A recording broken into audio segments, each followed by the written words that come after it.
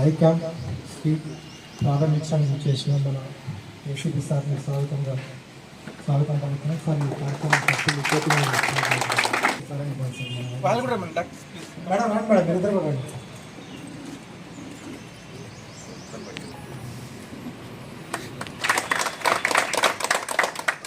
Thank you sir. వేదిక అలంకరించాల్సిందిగా programme organise చేయడం జరిగింది.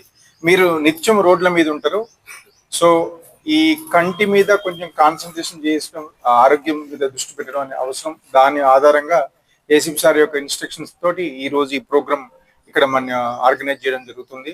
సో మీరు నిత్యం డ్రైవింగ్ చేస్తూ ఉంటుంటారు కాబట్టి దీంతో పాటు మీ ఆరోగ్యంతో పాటు కంటి యొక్క ఆరోగ్యం కూడా, శారీరక ఆరోగ్యంతో పాటు కంటి యొక్క ఆరోగ్యం కూడా పాటించాల్సి వస్తుంది.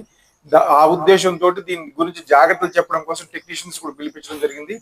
వారి యొక్క సూచనలు పాటించాలి.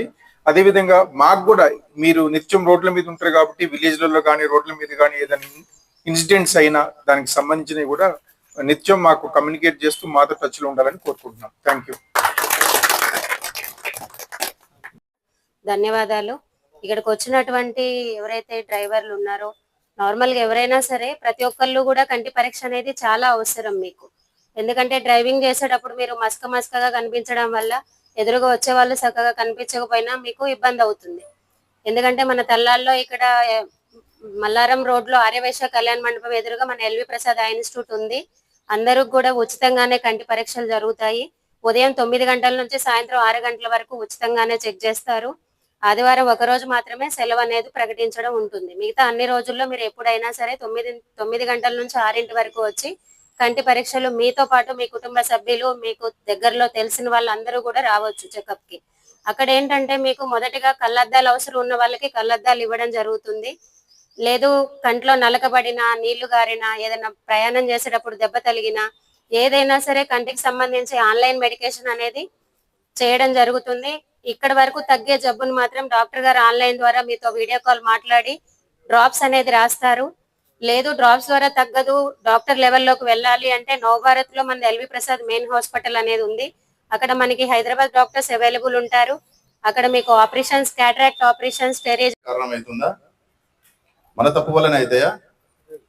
ఎదుటి వాళ్ళ తప్పు వల్ల కూడా కావచ్చు కదా, రోడ్డు సరిగా లేకపోవడం వల్ల కావచ్చు కదా, తర్వాత అక్కడ ఉన్న వాతావరణ పరిస్థితుల వల్ల కావచ్చు, వెలుతురు సరిగా లేకపోవచ్చు, లేకపోతే వర్షం పడేటప్పుడు మనకు విజిబిలిటీ తక్కువ ఉండొచ్చు, రోడ్డు పైన గుంటలు ఉండొచ్చు, సడన్ గా రకరకాల వెహికల్స్ రావడం, జంతువులు రావడం, ఏమైనా జరగవచ్చు.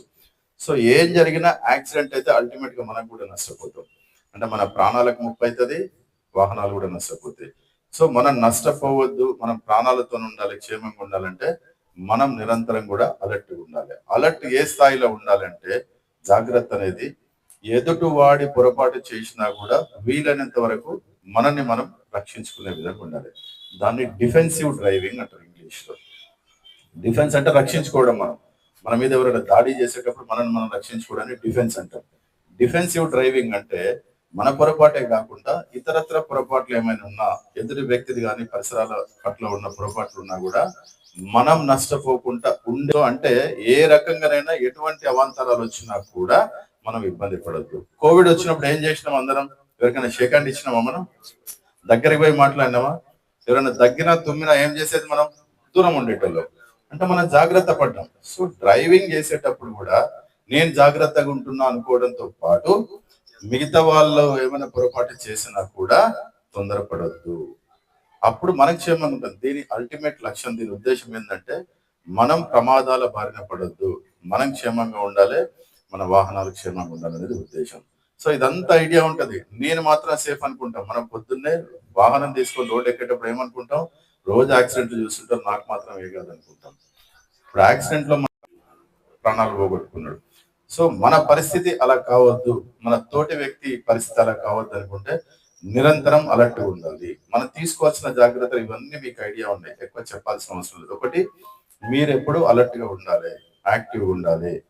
డ్రంక్ అండ్ డ్రైవ్ చేయదు. తాగిన తర్వాత మనం నాడీ వ్యవస్థ పనిచేయదు, బండి మీద కంట్రోల్ ఉండదు, మన మీద కంట్రోల్ ఉండదు, యాక్సిడెంట్ జరిగే అవకాశం ఉంటుంది.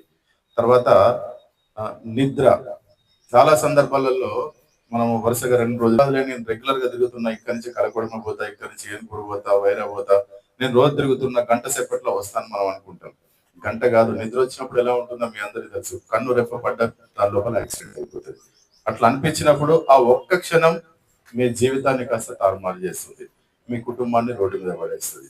సో నిజంగా కనుక మీరు డ్రైవింగ్ చేయగలిగిన పరిస్థితుల్లో లేము అనుకుంటే డ్రైవింగ్ చేయకండి.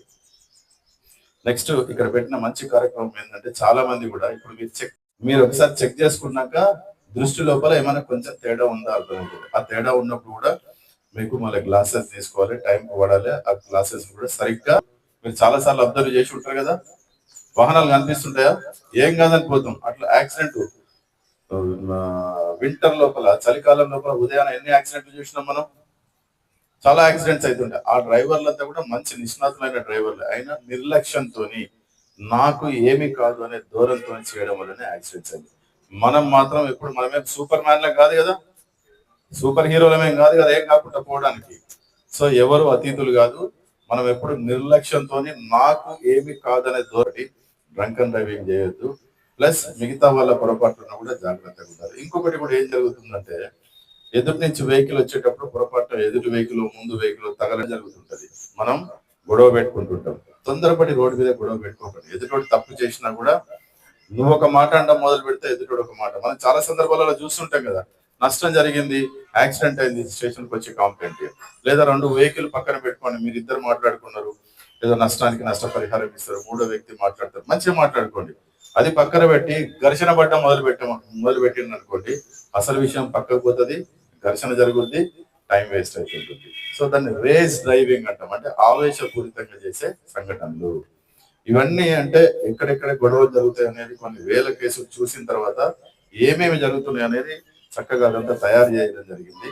సరే, ఇవన్నీ మీకు పుస్తకంలో ఇవ్వడానికి కాదు, మీకు ఏవైతే అవసరమో అవి మాటల రూపంలో చెప్పడానికి.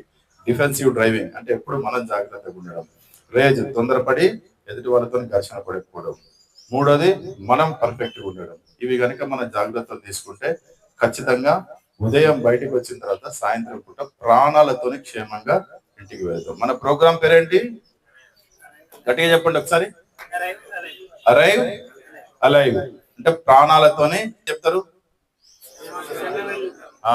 సాయంత్రం క్షేమంగా రా బిడ్డ అంటారు, ఇంకా భద్రం బిడ్డ అంటారు. అంటే దాని అర్థమైంది, క్షేమంగా రావాలి, బయటికి పోయేటప్పుడు ఇబ్బందులు ఉంటాయని. సో ఇంతకంటే ఎక్కువ మేము మా దగ్గర ఉన్న పుస్తకాలన్నీ చెప్పడం వల్ల మీకు స్కూల్ కాదు ఇది, మీ అందరికి తెలుసు. జీవితాలన్నీ అనుకోండి, లేక ఎదుటివాని పొరపాటు అయింది అనుకోండి ఇబ్బంది అయింది కదా. సో మీరు క్షేమంగా ఉండాలి. మీరే కాకుండా ఈ మెసేజ్ ను ఇక్కడ మనం మాట్లాడుకునేవన్నీ కూడా మీరు రెగ్యులర్ గా చెప్తూ ఉండండి అందరికి. మీ కళ్ళ ముందు ఎన్నో యాక్సిడెంట్స్ అవుతుంటాయి, ప్రతి ఒక్కరు కూడా చెప్పి తల్లాడ మండలం అంతా కూడా మెసేజ్ అందరికి కనుకపోతే యాక్సిడెంట్ మనం ఎన్ని తగ్గించగలిగితే వాళ్ళకంతా మేలు చేసినట్టు అవుతాం. సో ఇలా చేయడం వల్ల మన తల్లాడ ఎస్ఐ గారు తన ఇనిషియేషన్ తీసుకొని చాలా మంచి కార్యక్రమం పెట్టిండ్రు. పోలీస్ స్టేషన్ మనది మీది. నేను 20 ఏళ్ల కింద ఇక్కడ ఎస్ఐ చేసిన, మీకు తెలుసో తెలియదో నాకు తెలియదు. సో మళ్ళీ ఇప్పుడు వచ్చిన నేను, రైట్. సో ఎస్ఐ గారు కొంత పీరియడ్ ఉంటే ట్రాన్స్ఫర్ అవుతారు, సిఐ గారు ట్రాన్స్ఫర్ అవుతారు, మీరు మాత్రం ఇక్కడే ఉంటారు కదా. మీరు తల్లాడ ప్రజలు, ఇది తల్లాడ పోలీస్ స్టేషన్, మీరంతా క్షేమంగా ఉండాలి. తల్లాడ ప్రాంతం లోపల యాక్సిడెంట్ రెడ్యూస్ కావాలి. మెయిన్ రోడ్ ఉంది, మనకు జంక్షన్ ఉంది, టీ జంక్షన్ ఉంది, ఇంపార్టెంట్ వెహికల్స్ అన్ని పోతుంటాయి. సో మీ ప్రయత్నంతో మీరంతా కనుక జాగ్రత్తగా ఉంటే యాక్సిడెంట్స్ తగ్గుతాయని ఆశిస్తాను. మీ సహకారం ఉండాలి, అంటే మిమ్మల్ని మేము క్షేమంగా ఉంచడానికి మేము చేసే ప్రయత్నం లోపల మీ సహకారం ఉండాలి. ప్రతి ఒక్కరికి చెప్పండి, ఎవరైనా నిర్లక్ష్యం ఉంటే దగ్గర పోయి మంచి మాట చెప్పండి. ఒకసారి విన్నా వినకపోయినా యంగ్స్టర్స్ బాగా మోటార్ సైకిళ్ళ మీద ర్యాష్ డ్రైవింగ్ చేస్తుంటారు, హెల్మెట్ పెట్టుకోరు, ట్రిపుల్ రైడింగ్ చేస్తుంటారు, స్మోక్ చేస్తూ డ్రింక్ చేస్తూ. నిర్మోహమాటంగా చెప్పండి. దానివల్ల మీరు వాళ్ళకి చెడు చేయట్లేదు, మంచి చేస్తున్నారు. రేపు ప్రమాదం జరగకుంటుండడానికి మీరు ప్రయత్నం చేస్తున్నారు. సో తల్లాడ ప్రాంతాన్ని జరగకుండా తగ్గించే విధంగా చేయడానికి అందరం కృషి చేద్దాం. Thank you very much. Defensive driving గురించి, రోడ్డు ప్రమాదం ఎలా అవుతుంది, ఎలా కాపాడుతుంది చాలా చక్కగా మనం నేర్పించినటువంటి వేరే ఒకసారి క్లాస్ పడి ఏం పేరు, ఏముంది, ఆటోనా, లారీ ఉందా? అందరికి లైసెన్స్ ఉన్నాయా?